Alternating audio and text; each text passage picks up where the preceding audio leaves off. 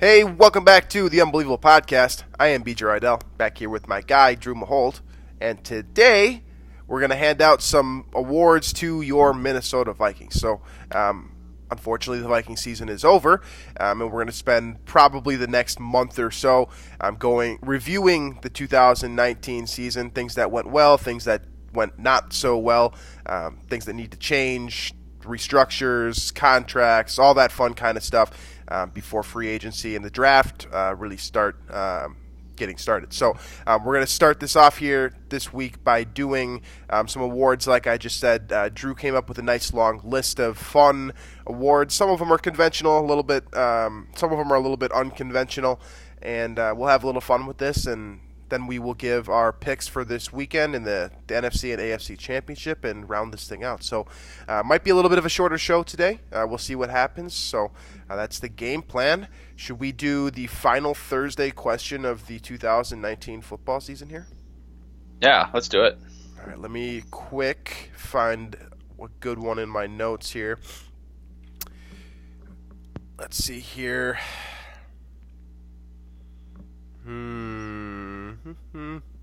All right, this should be a fun one. All right, give me your favorite movie franchise. So, and what I mean by franchise is any type of movie series that has more than one movie. So, Fast and the Furious comes to mind, Transformers, etc., that type of thing. Big blockbuster film series.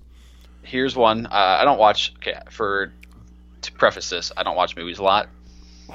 You don't really do a whole lot of anything that's not video games. But like I'm way more of a TV series kind of guy. Yeah, so I feel you. But I like Toy Story. Toy Story 1 through 4. Okay. That's my my movie series. It's more of a nostalgic brings me back to my childhood type thing with at least for the first two. And then it's kind of blindsides me. I didn't see this one coming. I did not see you as an animated film guy. I mean, I was when I was little, and just kind of morphed into I haven't been interested in many movies. I rarely do I go and I see a trailer or something for a movie, and I'm like, okay, I got to go all the way to the theater and watch this when it's in theaters. I'm with you on that. I don't have that thought very often, but I did with the Toy Story 3 and 4 as I was older, just because it just kind of I don't know. I liked them so much when I was little.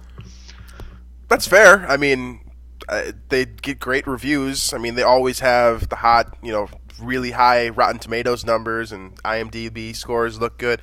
I've just never been an animated film guy, just in general. I mean, I remember watching when I was younger, but ever since, I became an adult, that changed a little bit. So for me, I have two, and it's the two that I listed as examples for you. Fast and the Furious and Transformers are my two.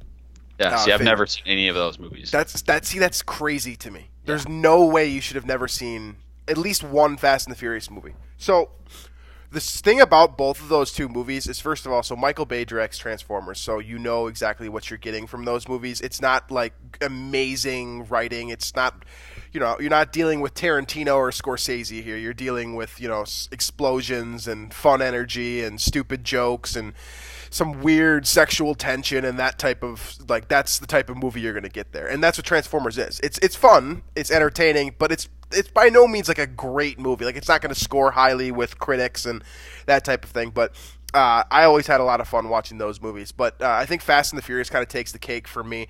Part of that is the nostalgia thing that you just mentioned. My buddies and I, when we were younger, we ran through and did 1 through 6 all in a row, starting at 8 a.m. one day, and it was a really fun day of doing nothing and gaining weight and that type of stuff. And, but those movies they're awesome. And obviously, I'm a big Paul Walker guy, and the send off there when he unfortunately passed away in that car accident was awesome. They did a great job with that, and those are great action movies just in general. And really, I'm not a huge action guy, but that's Fast and the Furious to me defines a generation of action films. Especially when you bring Vin Diesel and The Rock together, arguably two of the biggest action movie megastars. It's hard to beat. And a lot of it is cringy, especially if you look back at it now, kind of with a critical eye. it's a bit of a cringy movie. Those are especially like this. I think the second one has the most like kind of like whoa. All right, I don't know about that line. Like who wrote that? But those movies are always super entertaining, and I really enjoyed them. So. If you have a franchise movie that you'd like to talk to us about and share your thoughts, feel free to leave it in the comments section or send us a tweet on Twitter, as always. We always enjoy seeing those. The last comment section, by the way, was stacked. I spent like 15 minutes reading through your guys' responses, and it wasn't even a lot of it wasn't even responses to the podcast, which I don't particularly care about. I was just really interested in just your thoughts on the game, and some of you guys have some one fun quick things. aside. Did you or have you been interested in or seen Uncut Gems, the one with I Adam haven't Sandler seen and it KG? yet, but I will see it eventually. So I went, and I mean, I don't want to deter you from going, but I was like not that impressed. So I've heard both sides. I've heard people say, I've heard these are the Now, two. the fact that you're an action movie guy, you might I'm not like really some of though. Like in general, Okay. I'm not really. because it's like it's intense like the entire time. Like you don't get time to like rest. or That's breathe. what I heard. I've heard that it was really bad, and I heard that from someone that I trust as like kind of like we have similar taste in film. So, but then I also heard from someone that it makes you feel like you're on edge like the entire time. Yeah, and you have are that, for sure. and so to me, that's a good movie. So I would Okay. be interested in It's seeing like- that. Yeah, it's too. I don't want to say too intense because obviously they're like at that pertain. That's about a person's preference. Right. But it was. I was not ready for that intense of a 2 hour sit down in a movie theater. But Especially with Adam Sandler too, who I Right. have. Especially I that.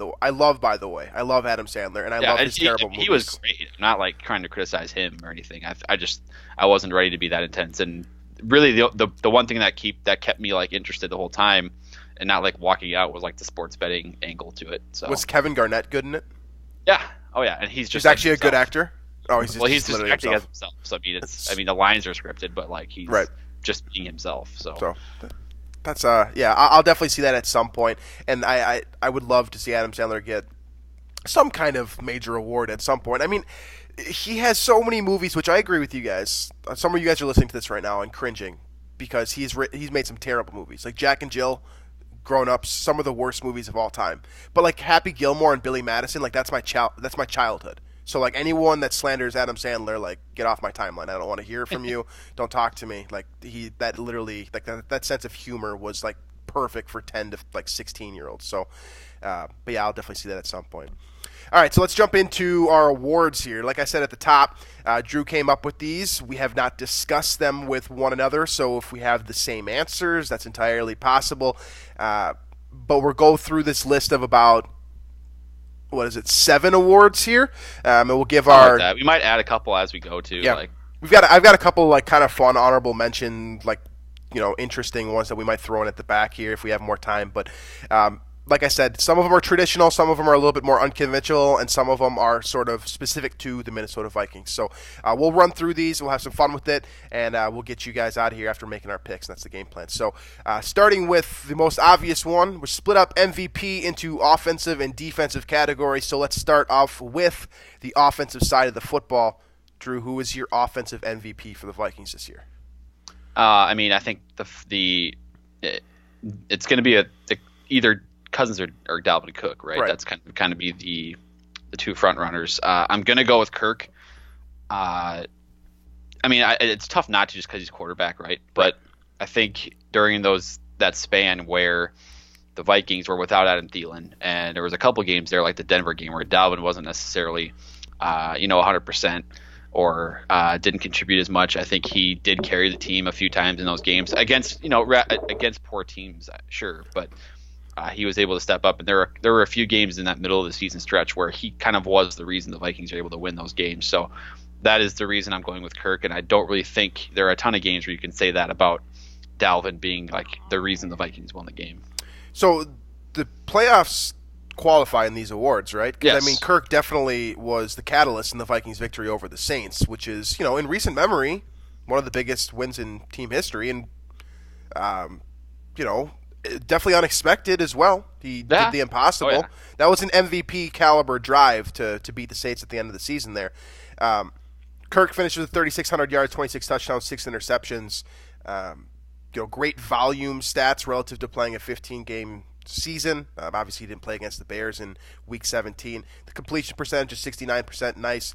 And he gets his first fourth quarter comeback, like you mentioned, against the Denver Broncos in a Vikings uniform. So also the average stat, like the averaging stats or the analytics stats, yards per attempt, air yards per attempt, all those numbers are excellent as well. And then you look at the rating figures, which are interesting. QBR and quarterback rating are they're flawed in a way, but you can make an argument this was his best season for sure. So because you made the argument for Cousins, I will make the argument for Cook simply because I do think they are somewhat neck and neck here, and that's mostly because these are the two guys that touch the ball the most, right? The Vikings didn't throw the ball enough to Stephon Diggs for him to even qualify. Right, which, by the way, I think he warranted, way more involvement. I think if we're talking about talent, I think Diggs is the best player on the offense. I don't think it's really close. Like, if there's a guy if we're talking about who's the best at their position, I think it's Stephon Diggs. But unfortunately, for a number of reasons, he wasn't as involved as he probably should have been, especially when Thielen was out. Absolutely. Okay, so Dalvin Cook. The argument here, and I see a lot of you guys making this argument on Twitter.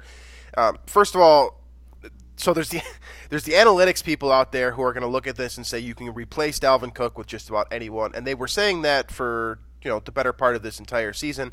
And then you do replace Dalvin Cook with Mike Boone, with Alexander Mattison, mainly Mike Boone, and let's just be honest with ourselves here. The Vikings offense was different. And part of that was the game plan against Green Bay. We went over that in the Green Bay podcast, which if you want to go back and actually we didn't talk about that because we didn't do a post-game podcast for that one. My point being here, anyways, is that I think that Dalvin Cook was the catalyst of this offense. He was a big piece of when the Vikings were able to get something going on offense. It was generally him churning up yards to extend drives, explosive plays. I believe he was top 5 in 20-plus yard carries. He finishes with 1,100 yards and 13 touchdowns. He played in 14 games. But I think, for those of you who were, watched every game this season, that it really amounted to being about 11.5-ish games because of the injury and what was going on with his shoulder late in the year. So the durability remains a concern for Dalvin Cook, but he was a huge difference maker throughout the year. He added 53 receptions, by the way, which I believe is the most by a Vikings running back in at least a decade, if not more. I think since Chester Taylor. That's my guess. It'd probably be Chester Taylor. That's my guess. Before that, it's probably Robert Smith. Mwelde Moore, maybe? Remember Mwelde Moore? That's a name right there. Maybe. Yeah, you're right. That is a name. But anyways, my point being, by the way, that's 10 less receptions than Stephon Diggs had. So, we can talk about that later on this offseason about, the target issue with Stephon Diggs. But anyways, he was the one of the most important cogs in this offense. The two choices are Cousins or Cook, and when Cook was rolling, the Vikings offense really couldn't be stopped. And I think the reason, the way the Vikings lost to San Francisco, not being able to control the ball on offense long enough, 3 and outs, that type of thing, I think it was a direct reflection on the game that Dalvin Cook had and the game that the Vikings offense had to call because of being down a couple scores. If you're able to churn up yards and get those 4, 5, 6 yard carries, all of a sudden the offense stays on the field longer. It impacts the game in so many different ways when Dalvin Cook is on. So I think that there's a strong argument for both guys. For me, it's Dalvin Cook, and I know that there's the analytics people out there are they're cringing or shaking their heads or rolling their eyes or whatever, but it's just you have to be honest with yourself. When Dalvin Cook was on the field, the Vikings were a better team, and that's really the definition of the MVP award. How valuable are you to your team? And to me, Dalvin Cook was the most valuable piece of this offense this season that took a major step forward under this new scheme. On the flip side here, let's go to the defensive side of the football.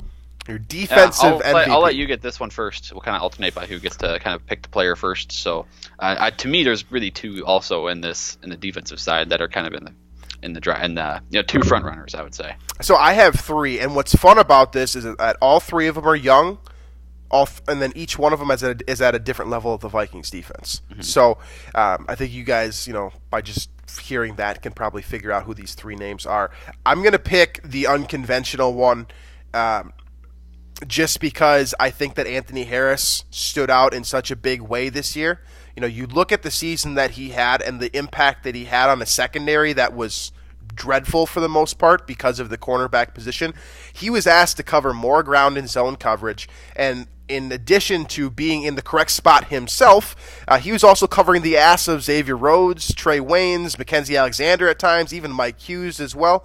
And on top of that, he was forcing turnovers at a rate higher than we've seen since. Who's the last Viking to have 7 interceptions? Was it Darren Sharper, maybe? Probably. It's been a long time. And, I grew up in an era where the Vikings had 1 interception all year with Mistral Raymond. So to see a safety break out in a big way, especially to have a kind of a ball hawking safety, these are traits that we saw when Anthony Harris came out as an undrafted free agent out of Virginia. I remember talking about this specifically because everyone saw these traits. It was just a matter of does his body type, was he big enough to be in the NFL? And he's done that at an incredibly high level. And he stood out the entire season. He was the guy that you had to keep an eye on. You had to know where he was. He was a game changer for the opposing offensive game plan. And to me, that makes you extremely valuable.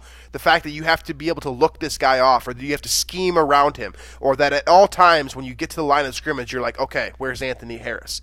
To me, he was that guy. And while there are 2 guys that I mentioned that may have had a bigger impact on the statistically, or are bigger names, or had more explosive plays more memorable plays, I suppose, that we remember. To me, Anthony Harris was kind of the biggest difference maker, and he showed up in the biggest moment for the Vikings too with that huge interception of Drew Brees. So to me, he's the defensive MVP. Okay, interesting because he was not one of my 2 front runners. I figured the other 2 for you were the defensive lineman and the linebacker.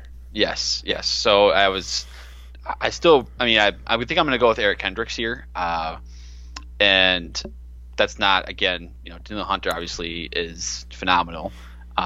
But I think Kendricks naturally as a linebacker, you do more things. So, because he performed well as a pass rusher, performed well covering out of the backfield, and also performed well stopping the run. And that's 3 different areas where it's tough to be elite at all. For sure. And he was elite this season at all of those things. So he graded highly against the run with PFF, and I believe he was one of the top or the top linebacker in terms of pass breakups as well. So he was definitely the best coverage linebacker this season. Yeah, absolutely. And it's to be that good at everything, you don't see that very often out of that position. So I'm going to go with Aaron Kendricks as defensive MVP.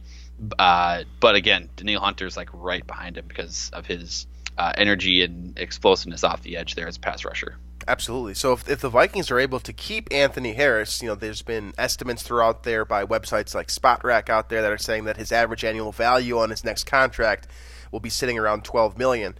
And there's also going to be I assume there will be a big bidding war for him as well, because that safety position, not necessarily the box safety spot, but the guy that can roam around in center field, there has been an increased need for a guy like that, your Ed Reed type, because that's the best way to slow down a high octane passing offense like the Saints, is to have a safety out there that can literally take the ball out of your hands. So if the Vikings are able to hold on to Anthony Harris, just think about this now. The dream really is to have an all-pro at all 3 levels of your defense. And the Vikings would head into, for all their flaws, they would head into the 2020 season with an all-pro caliber player at each level in Danielle Hunter. Well, Eric Kendricks, that's where I've been talking about Harrison Smith, who right. He probably didn't have his best season, but it's still one of those things where he's a quiet, personality by nature, and the way he plays the game is kind of quiet, in that he just kind of does his job, makes splash plays here and there, but he's still an all-pro caliber player too. And so, that if you could have that duo back, they were the top 2 graded PFF safeties in 2019. Those 2 guys, they're both on the Vikings. They're both wearing purple and gold. So to get those guys back would obviously be a big deal. And it was, again, part of the reason why the Vikings defense as a whole ranked highly, especially, even against the pass, despite how poorly the cornerbacks were throughout the season. Absolutely. So those 2 guys, Eric Kendricks and Anthony Harris, covered up a lot of the flaws within the Vikings defense. And for that reason, they are our defensive MVPs. So the next one, let's just kind of combine a couple of these ideas here. We'll go the breakout star for this one. So The breakout star, I mean, we kind of had Rookie of the Year. We also kind of had Pleasant Surprise as a couple ideas. We're going to combine those to just kind of one breakout star. Could be either side of the ball. I have one in mind. It's so I'm just okay. I think it's my turn to pick, right? Yeah, so, go for it. My turn. I'll go Fadio Denebo. I think he was a menace as a pass rusher, and he really provided another kind of a nice option to kind of rotate in. Obviously, Griffin and Hunter aren't able to play 100% of the snaps. That's just not a realistic expectation when you're rushing the passer like that. So I thought Odenigbo was, I think it was one of those things too where he got a lot of pressures and not necessarily got home all the time. But he did register a good number of sacks. Obviously had the big touchdown against the Chargers, big game there. So, and I think he's going to be a really nice piece moving forward for the Vikings so they can hold on to him for the long term as a potential replacement because Everson Griffin is one of those guys that's kind of on the fringe. Will he be back? Will he not? And when you have Odenigbo kind of ready there, it certainly helps. And I'll also add that as the Vikings went to that sort of package in the Saints game with Hunter and Griffin inside, they counted on Weatherly and Odenigbo outside to kind of get pressure as well, and they certainly did that. So Fadio Odenigbo is kind of my breakout star for the Vikings in 2019. Absolutely. And like you said, I think that's a very important piece here with the kind of the unknown with Everson Griffin. It's a lot more comforting knowing that the Vikings have a starting caliber player opposite Danielle Hunter for the long term here. So for me, I think the obvious answer here, and you can, because this award doesn't really have a true description to it, you can make an argument here. But I think Dalvin Cook is the true breakout star for the Vikings. I mean, I think we all knew heading into this year that he was talented enough to be a top end running back in the NFL, assuming he could stay healthy. But the unfortunate truth is that he hadn't been able to stay healthy for more than half of a season to this point in his career. And granted, he barely got over that hill this year, but when he was on the field, he was the biggest difference maker on this offense, like I just went through. But because I've already talked about him, I'm going to throw another name out there, and I don't really consider this guy to be a star. This would more fall right, and under... that applies to Fadi as well. Like I don't consider him a star, but a guy that you can count on moving forward. Yeah, certainly. Superseded my expectations going into the season. Absolutely. And so I'm going to go with Irv Smith here. And so part of my explanation here is that, first of all, I didn't expect anything from Irv Smith this year. Like nothing. I know that a lot of people went into this year saying, more 2 tight end sets. The Vikings are going to be, creative offensively. They're going to do a lot of different things.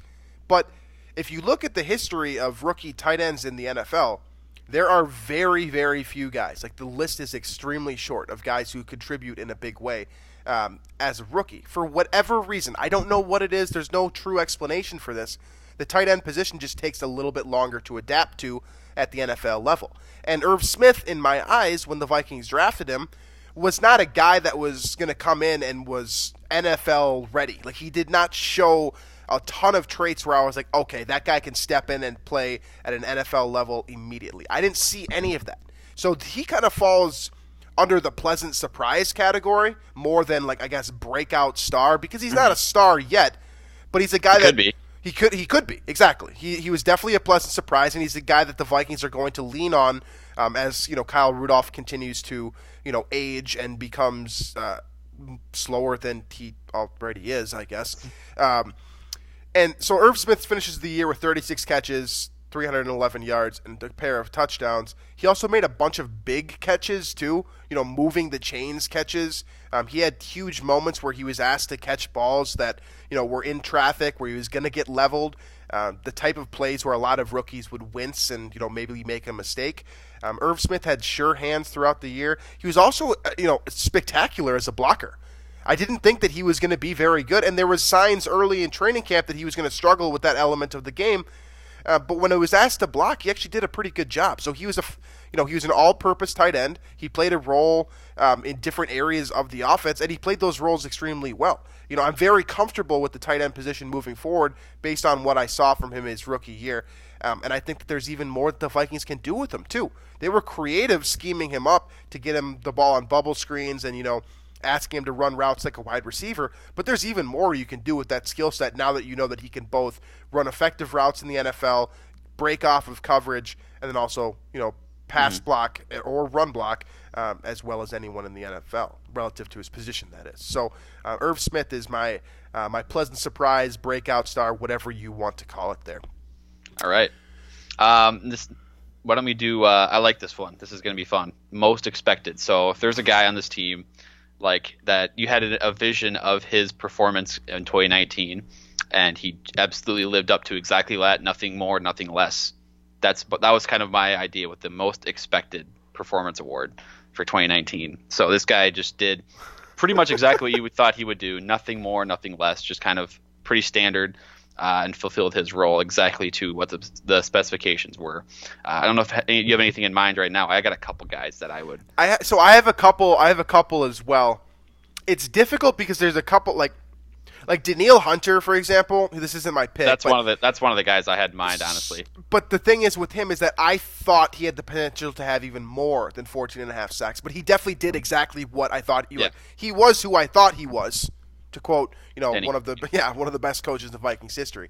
But I thought he actually had the potential to do even more damage statistically.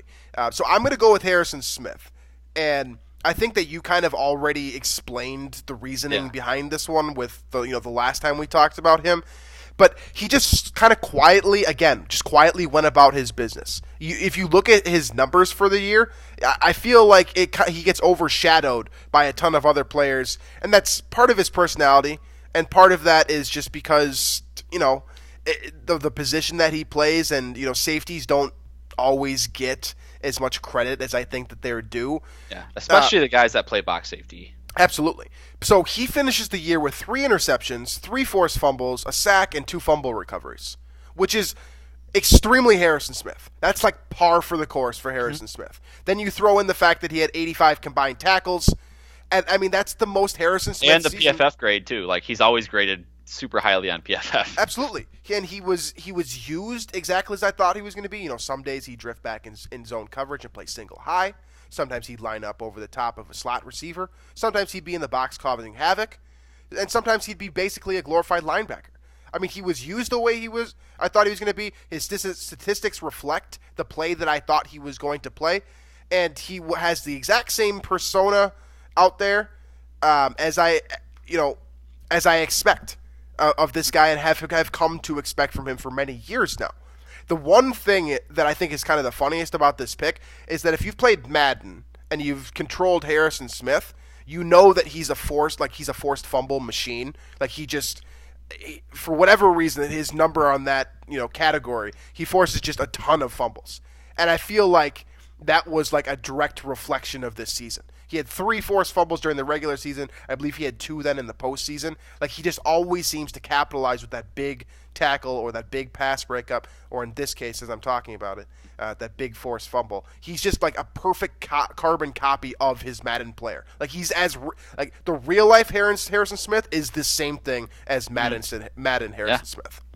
Yeah, I think that's a pretty good one because he hasn't been talked about a lot, good or bad, this season, which is kind of a good reflection too of being, well, you're doing what you're supposed to do, Now, I almost went with like I don't want to say negative route, but kind of the guy that almost performed poorly and you kind of expected him to.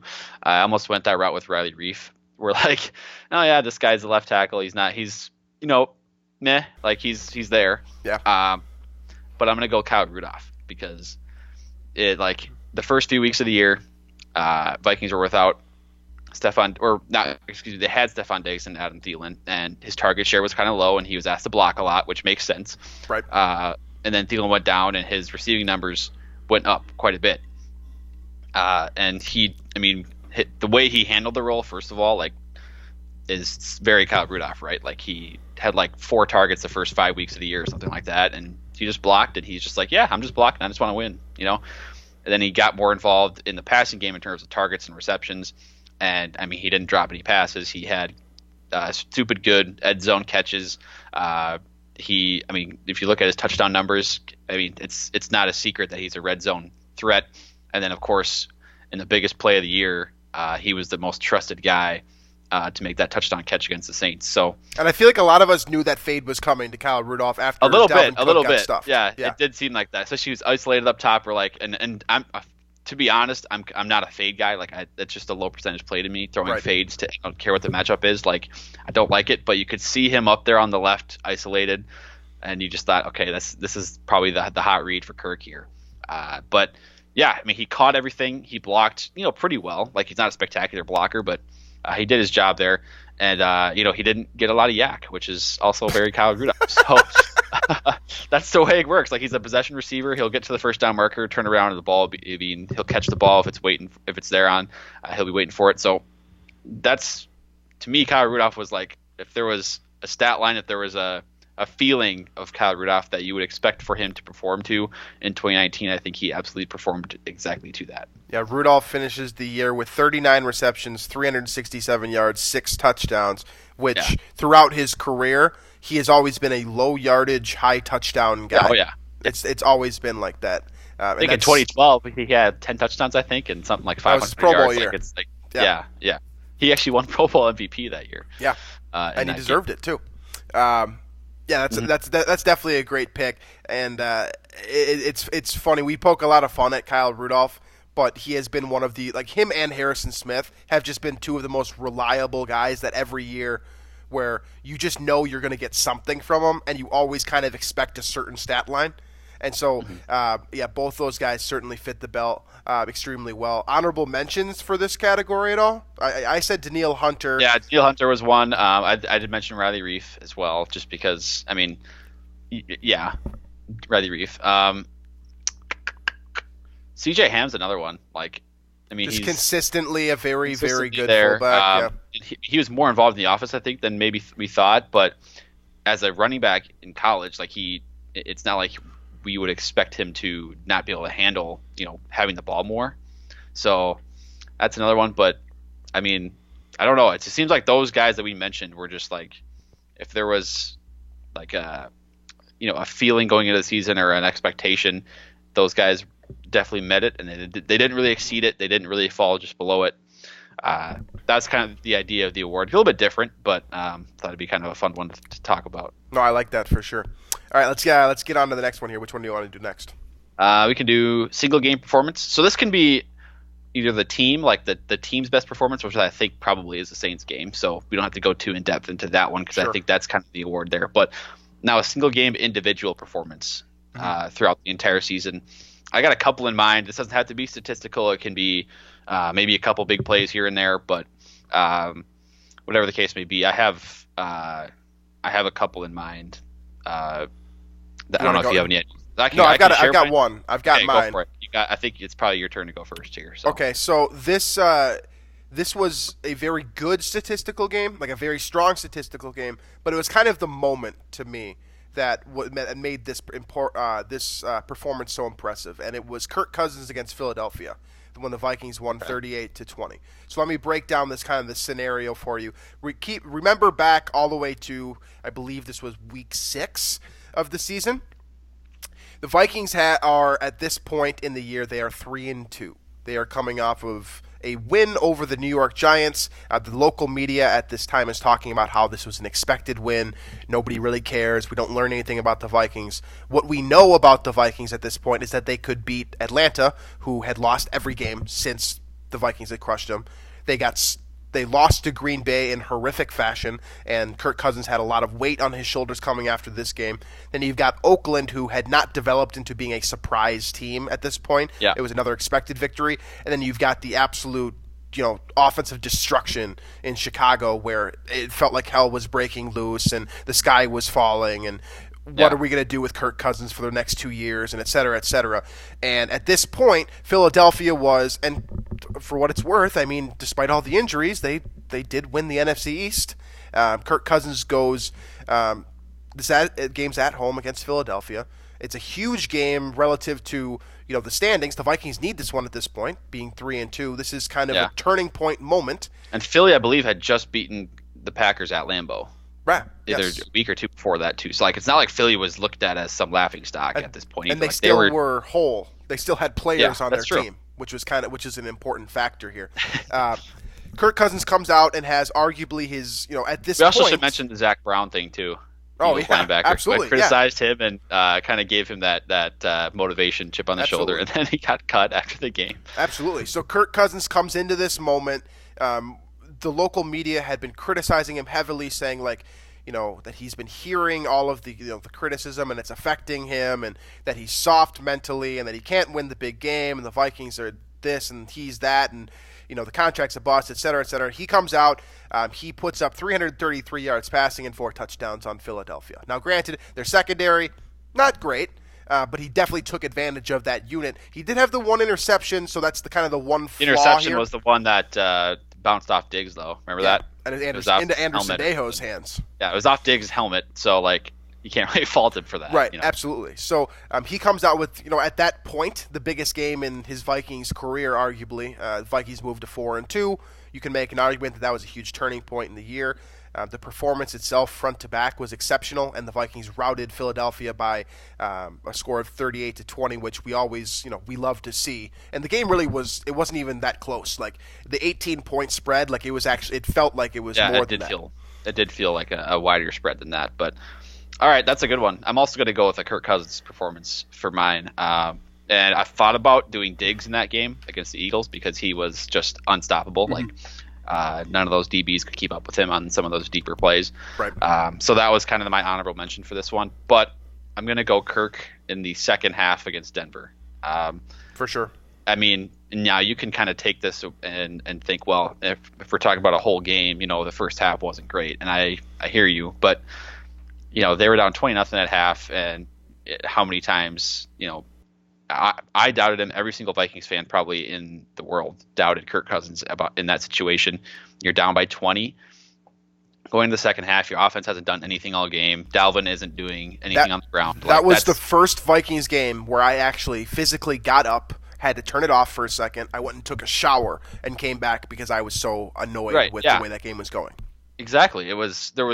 Nothing was going right in any way, and the Vikings offense just suddenly in the second half. But by the way, the Denver's defense really good. Came out firing, and Kirk hit basically every throw he needed to. That rolling to his left deep kind of post route to Diggs was perhaps the best throw of the season, the one for the touchdown. So, and that's a game where if you lose at home to Denver, kind of in the middle of your winning streak, going into the bye. That's a really tough one to lose there. So I give Kirk a lot of credit for that. So that's a great performance from Kirk Cousins. Absolutely. They're definitely playing their starters in Week 17 if the Vikings don't come back and win that game. The statistics, by the way, I know they weren't pretty in the first half, but if you for someone 10 years from now, if someone's looking back on this game and they don't break it down piece by piece, they're going to see this line by Kirk Cousins, 29 of 35. That's 82%, almost 83% completion, 3-0 touchdown to interception ratio. I mean, that's a hell of a game. It's just that we know the context of it, and that the first half wasn't great. But the comeback itself was a huge moment for Kirk. It was a turning point moment for Kirk Cousins for sure. Especially coming off of that win against Dallas too. So you in back-to-back weeks. I remember talking about this on the show. You come off that loss to Kansas City, playing a backup quarterback, and you start the gloom and doom stuff. He comes back on Sunday Night Football, beats Dallas in Dallas, and then has the comeback victory, fourth quarter comeback in Denver, and all of a sudden, at home against Denver. And all of a sudden, you start to see there might be a light at the end of the tunnel for Kirk. He could be this franchise guy. He answered so many of those questions with that performance. So that's definitely a good one as well. Yeah, absolutely. There was a bunch of other ones too. I mean, you could talk about Dalvin had a bunch of games. And then, defensively too. Danielle Hunter had a bunch of games. Eric Kendricks had a bunch of games. Anthony Harris had a bunch of games. So it's not like we just happen to think quarterback here. And those are obviously the ones that are going to grab the most headlines, but there were probably a bunch of other ones as well. You look at Dalvin Cook against Detroit, 142 yards and a pair of touchdowns. That was arguably his biggest game. There was the Stephon Diggs one that you mentioned against the Eagles. He racked up, it was close to 200 yards. Yep, 3 touchdowns as well. So that's really kind of the honorable mention for me. That one right there. The defensive side of the football, I think that the case has to be made for Danielle Hunter against Detroit the second time around. I know that some of those sacks were sort of gifted with what was it? Dude's name was what? David Blau. David Blau. Yeah, okay. So he had 3 sacks in that game, but yeah, ton of pressures. Hey, they almost beat the Packers in that Week 17 game to force a Vikings at Lambeau playoff game. They did do that. So that almost happened. All right, what's the next category that we're on? Next one here. I got a couple more that we could do. This one is the most Vikings-esque moment of the season. So any moment that you can think of that kind of describes your fandom of the Vikings in a nutshell, kind of. And so for me, I'm just going to kind of go ahead and say mine, and that is the play against Denver. I think it was in the first half when everything was kind of falling down. Sky was falling. You're losing to a bad team at home, getting trounced actually, and I think Dalvin fumbled on this play too. Is when he got hurt. Was down, fumbled, and Denver got the ball, and then Diggs was also hurt, and so on TV, I think on like the CBS broadcast had shown this just picture of the field, and you have Dalvin Cook being attended to because of his injury, and then you also have Diggs lying there, I think with like an ankle tweak or something, and it's just everything you could possibly think to go wrong on one play. Negative yardage play. Turnover, you're arguably, and then, well, not really even arguably, your 2 best skill players both go down on the play. This is how this play read, by the way. I took a screenshot of it for safekeeping. With 8:56 left in the third quarter, Dalvin Cook up the middle to Minnesota 22 for no gain. Fumbles recovered by McDougal at the Minnesota 26. McDougal carries for no gain. Garrett Bradbury makes a tackle. Stephon Diggs was injured during the play. Dalvin Cook was injured during the play. That's how that looks in the box But, score. How many times have we felt before that, I don't want to go too in-depth into these scenarios, but, 98, the Gary Anderson, 09, with the 12 men and then the Favre interception. Blair Walsh in 2015. Everything, or, the things that you never think could go wrong, or everything goes wrong at the same time. Right. It just happens, right? I mean, even 2017 in Philly, everything that could have gone wrong in that game went wrong. And same thing with that, 41 donut game. You kind of expect it, but at the same time, when it happens, it kind of still slaps you in the face because you just don't actually expect to see things go wrong the way they do.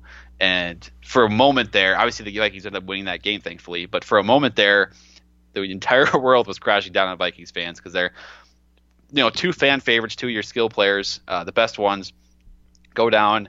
You turn it over in your own territory to a team that's already up by 3 scores.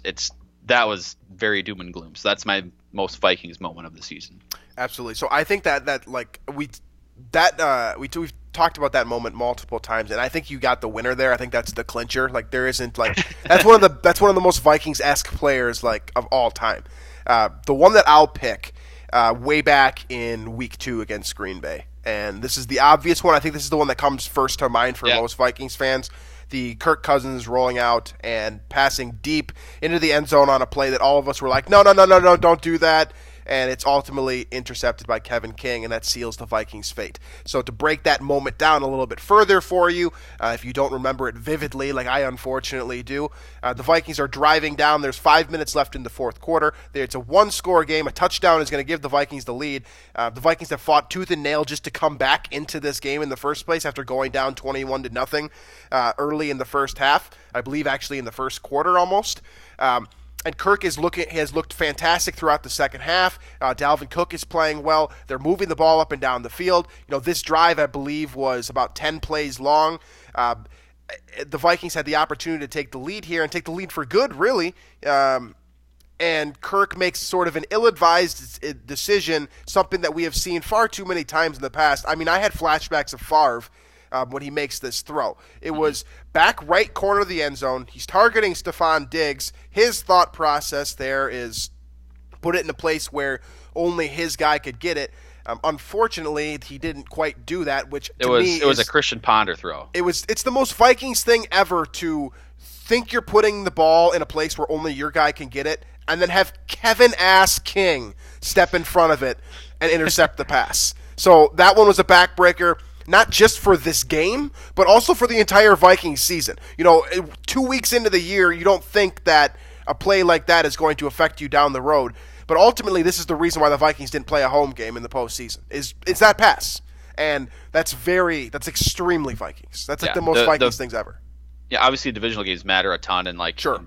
We've mentioned it so many times too. Like looking back at this season, if the Vikings win against the Packers, they're playing at home in the playoffs, right? And potentially more than once, depending on how upsets go and whatnot. So it's that's for sure one of those where you're thinking, and that's the thing about that too is the Vikings had clawed back from down 21-0 to within 5 points. So like Vikings fans watching that game after the first quarter, like, well, this sucks. Like, this is over, and then slowly you start to build hope as like, okay, well, the Vikings can probably win this game now. They just need to punch this in one more time. Defense has been stopping Aaron Rodgers all game, at least up since the first quarter.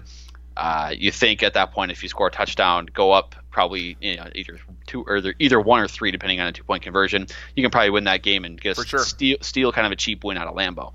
And then Kirk throws easily his worst throw of the season. Like, it's not even close. Yeah. Worst decision, worst throw, all of it, all at once. And at the worst possible moment, too. Just very Vikings. It really stinks that Kirk played his 2 worst professional games in his career this season, both against Green Bay. Like, they didn't deserve to win either of those games, and they did because of some pretty putrid quarterback play. He played his 3 worst games of the year against, divisional some pretty important games. Yeah. Yeah, he did. Which is still the biggest knock on him. Yeah, the big game thing. It's, obviously the argument is the Saints game, but right. That we'll debate a lot of that in the offseason. Our last one here that I have, I think we're kind of getting short on time here. So the last one that I wanted to discuss, and I think there's 2 clear candidates here for this one, is the best beard. The best beard on the Minnesota Vikings. To me, there's 2 clear candidates, and one of them is not a player. Also, one of them is not on the Vikings anymore. So there are a couple of options here. I don't know if you have a player or coach in mind. So I do, but I don't think that the Vikings in general have great facial hair. I think you're right. David Morgan had an awesome mustache at one point, but I don't. Yeah. And he also is, he does just great job with his hair in general. He did cut off his, beautiful mane. But I think I'm going to go Dalvin Cook here because I can't think of anyone else that steps out. Dalvin Cook always has, like, a long enough beard where it doesn't quite seep out the bottom of the helmet. So, like, it's not, like, gross like that. It's either got to – here's the thing. With football, with your beard, it's either got to be gross like Eric Weddle, where, like, it's literally like – yeah, or Ryan Fitzpatrick, exactly, where it's, like, seeping out of the bottom of your helmet, and it's just, like – it's like growing into your helmet. Like, it's like a forest down there. Or it's got to be kind of clean cut and like a little bit nice, but to the point where you could kind of like you can twiddle it a little bit. And Dalvin Cook has always had lined up, and it meshes really well with his head hair, which is awesome too, by the way. Yeah. And it's just a good clean look, and he wears it well. That's really all I got to say on that. So the best beard thing was, it kind of my idea here because I thought the beard on Kirk this year looked tremendous. Like, him clean shaven and him with a beard, it looks like him better with the beard too. Oh yeah, it looks like 2 completely different people. But for the sake of this, Kirk is going to be my runner-up because I think Kevin Stefanski had the number 1 beard, and the use of the touch of gray was exquisite. So that's why I'm going to go with Kevin Stefanski here, and it's a real shame that the Vikings are losing his beard. Obviously, that kind of goes hand in hand with losing his expertise in offensive game planning. And whatnot. He gets his power from his beard. Like, right, from the touch of gray, I think, in the beard, because he's not that old. Like, the beard gives him, like, he could be anywhere from like 34 to like 58 based on the look of the gray in the beard. So it's interesting. He's keeping people questioned. Extremely, just a very handsome human being, just in general. Yeah. Like, if that guy showed up to take your daughter. Like, well, obviously, okay, this isn't going to work well because he's old now. God. But like, this is an interesting start to the story here. Yeah, I might have to back up on this one. We might just have to What I was thinking was if this guy, obviously he's got to be of age, but if that guy showed up to your door to go out with your daughter, you would be okay with it because of the cleanliness, the beard, the touch of gray, handsome figure. You were going for the right track there. You had the right thing in mind. It just I know where all your guys' minds went, and your mind obviously went there too. So it's just not. It was not my best comparison of the year. I saw someone tweet a few weeks ago that George Clooney would play Stefanski in a movie, and I think that's very accurate. Yeah, that's great. Yeah, I mean, and then if George Clooney is going to be the guy playing you in a movie, you're a good looking nice fellow. Job. You're definitely doing a nice job. Yeah, so that was the kind of the end of the awards that I had. I don't know if you had anything we could do quick. I want to do this. I can't remember the guy's username. Going back to the fact that I read all the comments on the Daily Norseman, there was one guy who graded the overall season for the Vikings, and he gave his fun analysis. It was 8 or 9 sentences long. Like, he took some time into it, gave some thought. He gave the Vikings a B+ overall grade. This one, if you want to read this, by the way, I don't have it sitting in front of me, but it's in the Daily Norseman comment section on our last podcast titled "Eliminated."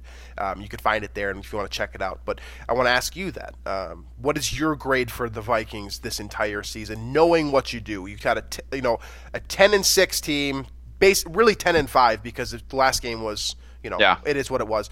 Vikings beat the Saints in dramatic fashion, a huge win, a really fun game, but then they get absolutely shelled on the road in San Francisco and eliminated from the postseason a game earlier than the contract for Kirk Cousins would have you want. I'm phrasing this horribly, but when the Vikings signed Kirk Cousins, you want to get back to the NFC Championship or better is the expectation. You fall a game short. Yeah. I'm gonna go with just a B, and I think that's largely because it's probably another letter improvement because of that Saints win. Because for sure. Definitely. I mean, the performance in the divisional games against Chicago and Green Bay was just awful. Like, you can win against Detroit, you can win against Philly, you can win against the Raiders, you can win against all these bad teams. That's great. But you have to win the games that matter, and that's going to impact your playoff seeding and all of that. So they snuck in as a 6th seed, which is kind of what I expected, right? So that kind of gave me the C grade of, I kind of expect them to be a 6th seed, kind of fight for that wild card. That's about what I, given where the Vikings were at, that's what I thought coming into the season, but I didn't expect them to win a playoff game. And so going into New Orleans, I'm going to bump them up a letter grade to a B because that's a huge win. And I think it still points to the fact that they, this team can compete with anybody in the NFL. Now, can they do it for 3 games or 4 games in a row in the playoffs and make a run? Yeah, that's a different story. But they can beat any team in the NFL at their stadium too, as they did with the Saints. We know that for sure, and that does give some optimism going into 2020. Yeah, if the Vikings are able to retain the key pieces that they might be losing, and then replace kind of the guys that were creating issues, namely Xavier Rhodes, Riley Reif. I mean, you guys know who I'm talking about when I say that. They could actually be better next year. This really could be a reload and not a rebuild. If you believe in Kirk Cousins and you believe in Dalvin Cook, and you believe that Adam Thielen and Stephon Diggs will come back fully healthy, you can get the same year out of Kyle Rudolph again, which I definitely think you can get what you got from Kyle Rudolph again next year. Get some progression out of Irv Smith. I mean, next year you could run this back. This could be a 10-6, 11-5, 12-4 team next year. Things got to bounce the right way, of course. Guys got to stay healthy, but ultimately, I'm giving this season a B as well. I think that's a great letter grade for it because it's a true reflection of what this team was. They had A moments and they had F moments, and then there's a little bit kind of sprinkled on top to give it a little bit of sugar. And to me, so A plus F divided by 2 is C. Sprinkle a little sugar on there. That's a B to me. So you've got these to me, this was a really fun season. It was a bit of a roller coaster, but it was more like road bumps where you hit these moments where it's 1 week they're great, the next week you're like, oh hell, they're terrible. Especially early on in the season, with those two divisional games, it was you didn't really, after about 5 weeks in the year, you had no idea if this team was good or bad or what the case was. You had no idea. Right. So I mean, you get an F against the division teams, and that's really big. Cumulatively speaking, Like that, those 6 games, I guess. Detroit, we can count them as well. Not really, but if 4 of those 6 games are really weighing you down, and that's an important piece of your cumulative grade here. But that Saints game, I think you make a really good point. It literally does bump you up an entire letter grade because this is an average season. This is a C without that overtime win against the Saints. But because, you have some of these really fun games like Dallas, Denver. I mean, my heart was beating out of my chest. Like, this was a fun season. It was. You got a breakout performance like Dalvin Cook. I mean, how much fun was he to watch this year? When he was on, when he was healthy, that was awesome. You get Kirk Cousins, arguably, in Mike Zimmer's words, you get Kirk Cousins' best season of his career. It was. You got some fun moments with Stephon Diggs on the sideline. The Chargers game. That was definitely fun. Rivers. Thank you, Phillip Rivers, Melvin Gordon as well. I mean, there was definitely some fun moments in this season. So, as a whole, I mean, this was a good year, not a great year. And a B, to me, is a great reflection of that. So, yeah, I think so. All right, let's finish up here quick with our game predictions for this weekend's slate, NFC and AFC championship respectively. Let's start with the NFC since that's where our home team plays. Green Bay is heading to San Francisco. Who do you have in the matchup between Aaron Rodgers, Jimmy Garoppolo? They're playing at Levi Stadium, a team that we have been dogging all year as not as good as their seeding suggests, against a team that, up until about week 10, I don't think either of us really believed in the 49ers, and yet here these two teams are representing the NFC. Yeah. I think, first of all, I just want to note something. So the Vikings were 7-point underdogs going into San Francisco, right? They're 6.5, 7, somewhere in there, depending on where you got your, where you do your betting. 6.5, 7-point underdogs going into San Fran. The Packers are 7.5-point underdogs going into San Fran. So we were right. Vegas agrees with us that the Vikings are better than Green Bay. Vegas agrees that the Vikings are the better team compared to the Packers, and that they're not that good. So I'm going with the Niners in this game to win outright, and I think they will cover that spread. I don't think it'll be that close. And it's going to be not 37-8 like the previous matchup, but it'll be a couple possessions, I think. I'm going San Francisco too. The easy answer is just we can talk about the defensive line again, but I'm not going to do that. The reason why I pick San Francisco and the reason why I do it so quickly is because they have an answer to the biggest problems that Green Bay can create offensively. They have an answer to them. Devontae Adams is going to be largely shadowed by Richard Sherman unless Matt LaFleur is able to get creative and keep him away from Sherman. That's going to, if you can take Devontae Adams out of the game, I mean, it's Jimmy Graham. That's like your guy. That's who you got. Or it's Aaron Jones in the slot dropping passes down the field. Right, and so now Aaron Jones is the other big piece here. You've got 2 of the fastest linebackers in the league. Fred Warner is going to be probably the guy that's in charge of covering him out of the backfield. Then you've also got this defensive line that has hammered Dalvin Cook, and let's just be honest here. There's no comparison between Dalvin Cook and Aaron Jones. If they can shut down Dalvin Cook and turn them one-dimensional, I think it's fair to say they can do the same thing against Aaron Jones. Yep. Then it's just a matter of getting after Aaron Rodgers, and that defensive line is as athletic as anyone. They can chase him down out of the pocket. I think this is going to be another 2-score game. I think San Francisco is Super Bowl bound for sure, which leads us to the matchup that you care about. I think probably the more fun matchup, honestly. If we're being objective here, Tennessee heads to Kansas City. You've got one of the most fun offenses in the NFL with Kansas City. Patrick Mahomes led, Tyreek Hill. He's a piece of shit person, but obviously one of the most athletic and talented players in the league. They got playmakers all over the place: Mecole Hardman, Sammy Watkins, and then the funniest part about that offense is they don't have a running game. So they have to throw all game, which just inherently makes them a lot of fun. Yeah, and they have the best receiving tight end in football too. Absolutely, and Travis Kelce. Kittle is up there as well, but one of them. Okay.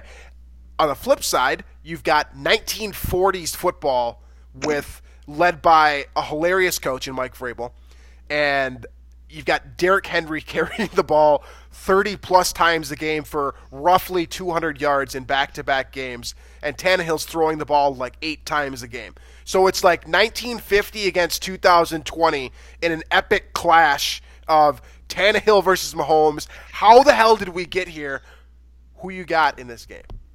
I got Tennessee. I'm buying into the Cinderella story. I picked them against the Patriots. I picked them against the Ravens.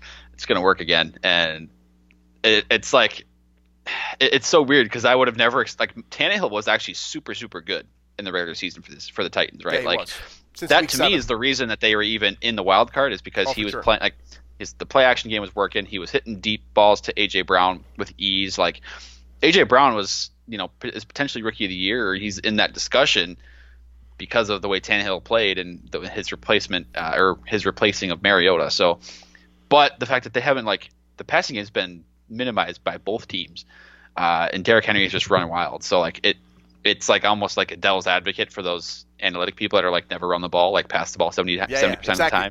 That's why I love Tennessee. It makes I know it's so much fun. They're so much fun. Plus, Mike Vrabel's just easy to root for. So absolutely, I'm going with the Titans. And plus, the Titans did beat the Chiefs this year, 35-32. So they did. There you go. I'm going to take Kansas City, but I want to make it explicitly clear here. I am not rooting for Kansas City. I would love to see Tennessee continue to roll here, because just how funny would it be if Tennessee gets to the Super Bowl and they went through New England, Baltimore, Kansas City to get there? Guys, wrap your mind around that. They ended a dynasty, and then they would go through this year's MVP and last year's MVP. Which is hilarious. That hilarious. Is easily the toughest road to the Super Bowl that a team has faced in a long time. Nobody can say anything to Titans. If the Titans win this game, no one can say anyone to Titans fans about there's going to be some asshole fan out there that's like, oh no, we were actually the best team in the AFC. No. Tennessee, I don't care if Tannehill's your quarterback. If you go through Belichick, John Harbaugh with a revolutionary offense under Mark Roman, and Andy Reid, no. Best team in the NFL, no doubt. I'm rooting for Tennessee. I just see this as Andy Reid's year. Everything has kind of lined up for him. It has. I don't have with the Ravens losing. Yes, I don't have any objective information or cool stats for you to back up my theory here. This just seems like Andy Reid's year. He has no running game. New England and Baltimore are both out, the two teams that we all thought would ultimately beat Kansas City. They're playing at home. You're playing against a, quote, inferior team, theoretically speaking. I mean, it seems like the perfect year for Andy Reid to get to the Super Bowl and finally get his win, because, I mean, let's just be real here. With the four teams left here, if it's not going to be Tennessee, I don't have any rooting interest in any of these other teams. Green Bay is trash. San Francisco, I just don't like them. I don't think they're likable. Then you've got Kansas City, who has Patrick Mahomes, superstar, MVP, really fun. A lot of fun, great that Texans personality. Game was super fun. Absolutely. Yeah, so I mean, this is going to be a wild matchup, and I'm rooting for Tennessee, but ultimately I'm saying Andy Reid gets it done. Kansas City, San Francisco Super Bowl for me.